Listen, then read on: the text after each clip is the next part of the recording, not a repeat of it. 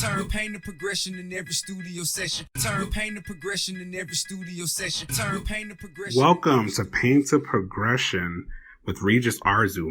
Money management for the rest of us. Who's the rest of us? If you ever had parents that were never taught financial education and you have to learn from scratch, you are the rest of us. This is Safety and Security Fridays. When it comes to finance, there's an aspect of just safety and security, and you want to make sure your money is in the right place. And I want to make sure I don't ignore that when it comes to you all. So today, I want to just keep that in mind, and I want to talk about COVID-19 and what to do financially. Okay, let's jump into it. How to best be financially secure and safe through this pandemic. So these are uncertain times, and that's a fact. The country has never dealt with something to this extent that's affecting both health and the economy, and your wallet is just so much.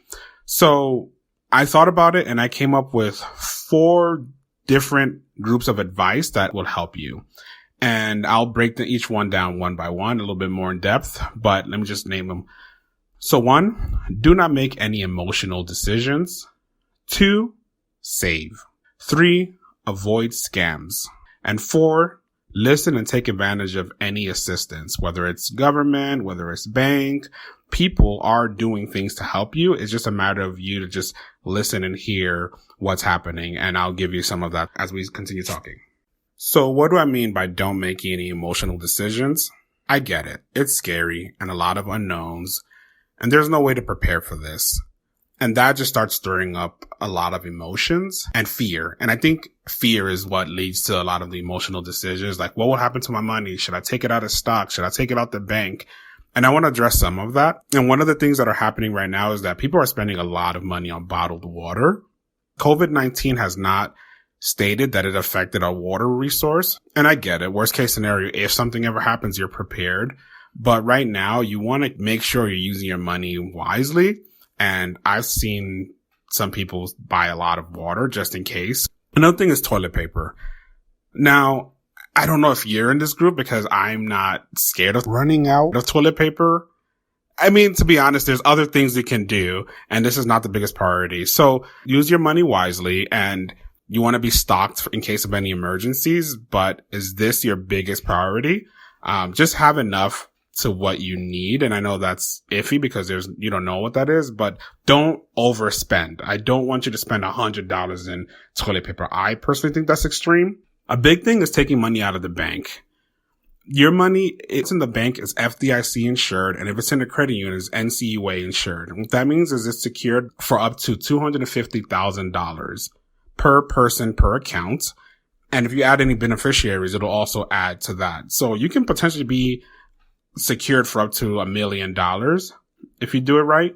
What add to that is just don't make any emotional decisions. Think things through. Think it with your family. Think it with your significant other, and make sure you're not just doing things out of reaction and out of fear. And it's as simple as just ask yourself, like, am I doing this because I am scared, or am I thinking this through and making strategic decisions to prepare me for what's happening next?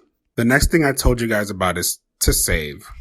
I think this is probably one of the biggest ones, even though all of these are important, but it's as simple as that. Like, save. Determine your need versus your want. If you determine that it is a want, don't spend your money on it. If it is a need, purchase it and just save the rest of your money. We don't know how long this will last, and the best advice from me to you is to save. I need you to understand that. And I want you to save like you've never saved before, because I want to make sure you and your family is safe. You want to make sure you and your family is safe. So be prepared, like, make these good decisions. Put money in a online savings account. Once again, they're FDIC insured or NCUA insured, so your money will be safe. I think that's a big thing as well, because you want that to add up. What I would recommend is online savings accounts. So I have an online savings account where it is literally online. Like, we joke and say it's in the cloud. That's what I tell my wife, but it's up because there's no physical location and it's connected to your regular bank. But it's good because it has higher interest and you don't have easy access to them. The way you get to your money is you transfer it from your online bank account to your regular bank account and vice versa. If you want to look at these bank accounts, go to bank.com, which I'll put on my notes, and it'll show you a list of these online banks that'll be good for you. But I recommend these because it's higher interest. And during the recession, a lot of savings account interest rates are going down, actually. Another thing is using credit unions. I highly recommend a credit union over a regular bank because you're being charged less fee and they're definitely doing stuff to take care of their members, which if you have an account there, you're considered a member. Banks are doing a lot too. I'm actually surprised at how much the big banks are trying to do to help, but credit unions are also doing a lot. So look into your local credit union. And if you're in a regular bank, I wouldn't be as scared as well. It's still insured. So I'd rather that than not have it outside of an account. Another piece of advice is a hustle to make some extra money. If you have some stuff online that you've been wanting to sell it. Amazon has a delivery service that you can actually do deliveries for them and still be safe. And they're hiring a lot of people. I think it was 100,000 last I checked because they're trying to take care of all these deliveries that are happening right now, which is a lot. So you can still be safe and do it. What I don't recommend are the unsafe ones like Uber, mainly because you're still getting in contact with a lot of different people. And if you're in a car, then you're closer. Maybe Uber Eats is a little more secure, in my opinion. But so just be safe with your decisions. But also, if there's a way you can make money, then go make money. So this next one I want to spend a little bit more time on. And it's listen and take advantage of any assistance. What I mean by that is more government or bank or just what's out there to help you. And let me get a little bit more specific. So the stimulus package is coming out. And that means if you make under $75,000, you'll get around $1,200. Or if you make under $150,000 as a couple, then you make $2,400 and $500 per child. So the government is giving that out to you. You just have to file your taxes. So some of that makes sense to get and understand. So right now there's a huge push on which part of the stimulus package is pushing SBA loans, which is small business loans. Are you aware that the government will give you a loan for up to 2.5% of your payroll? So they'll double. So it's more than double what you pay in payroll. They'll give you a loan for that. And the goal for that is to keep the economy going again. To like, if you fire people, if you're a business owner, a small business owner, and you fire people, then you're not helping the economy as much because they're not making money. They're not spending money. So the government is going to give you a loan to up to 2.5 on payroll to spend more. I think that's helpful. And once again, it's good to know. There's another thing as well is that different banks are offering different opportunities for you to help you through the situation.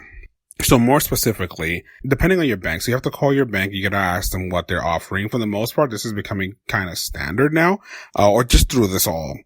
And that's a skip a payment.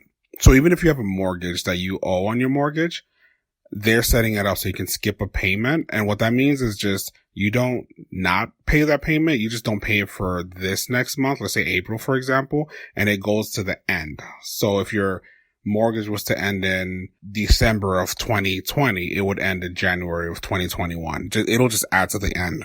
Another thing that a lot of banks are doing is they're offering 0% interest rates, which is great for credit cards. But once again, you have to know this and you have to call to confirm if you qualify. Another thing they're doing is free refunds on fees. So if you look at your bank and you get charged a fee, you can actually call them and say, hey, I'm going through this. I'm going through the situation. And most likely they'll refund the fee. Also, the government is not doing any foreclosures. So if you're not paying your rent and you're having some issues, they're not going to foreclose the homes. For the most part, you just can't get foreclosed, which is something good for you to know because now you know that you're protected. So you can spend more money on your feeding your family if that's more important, or your house, or just different things as well. So that's what I mean as far as different options for you, as far as like looking out. Unemployment is another big one too. Like apply for unemployment. If you lost your job, this is a huge one. There's a lot of different people that typically wouldn't fall under unemployment and now they would. So go and I'll keep you updated as much as I can. I'll keep my ear out and I'll keep reading. And this is what I'm here for, to let you know what's out there to help you through this tough time, through this uncertain time. So I will keep you updated, but also I want to challenge you to just keep going out and being aware and reading about what is offered for you. And the last thing is to avoid scams. Once again, through these times, there's a lot of fear, there's a lot of emotional decisions, and there are people and scammers out there wanting to take advantage of you, of your situation, of your desperation. So be aware of it. Like right now, there's people calling and stating that they're the government and trying to get you your stimulus package check. So they want your social security number and your address. Don't give that to them. That's not how the stimulus package works. And I'll just do a blanket statement. If anyone is asking for your social security, if anyone is asking for your personal information, your passwords, do not give it to them. They're most likely a scammer. The government will never ask you for your social security.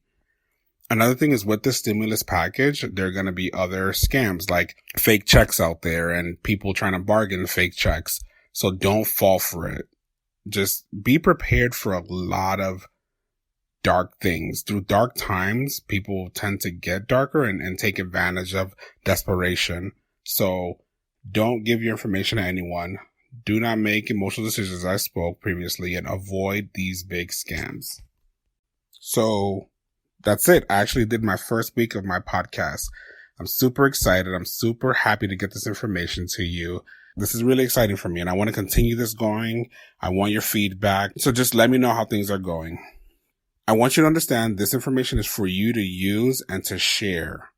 So I want you to pay it forward. And my goal is to really flip this world upside down.